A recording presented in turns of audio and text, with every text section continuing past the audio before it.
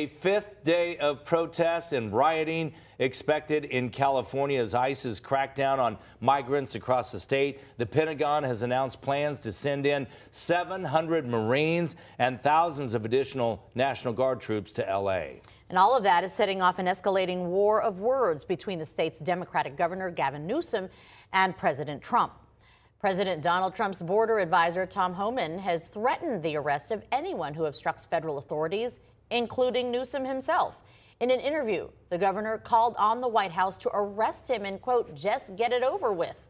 The state has sued over the deployment of federal troops, calling it an unprecedented power grab. The White House says, though, it's needed to protect federal property. The LAPD says the latest deployment of troops could lead to, quote, challenges and confusion.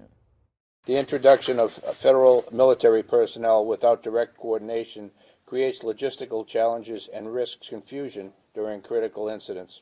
The Los Angeles Police Department, alongside our mutual aid partners, have decades of experience managing large-scale public demonstrations, and we remain confident in our ability to be able to do so professionally and effectively. Anti-ICE demonstrations are popping up all across the country amid these ongoing protests in Los Angeles. Recent sites include New York, Chicago, Boston, and more.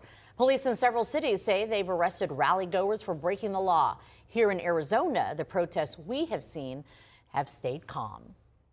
Well, the military presence in L.A. is sparking debate about federal authority and whether troops on city streets is constitutional. And it also raises the question, could what's happening there happen here? Arizona Governor Hobbs signed on to a joint statement from all 20 of the country's Democratic governors where they accuse the president of, quote, an alarming abuse of power. Local Democrats are echoing that stance, while Republicans at the state capitol, like Senator John Kavanaugh, say they support President Trump's decision.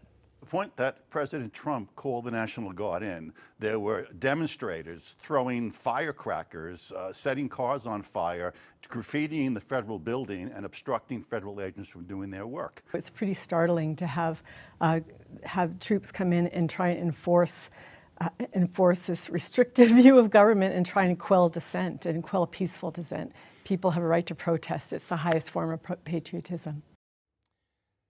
Since Friday, about 150 people have been arrested for violence and looting across L.A. It is the first time since 1965 a president has sent in a National Guard without a request from the state's governor. Neither President Trump nor Governor Newsom seems to be ready to back down.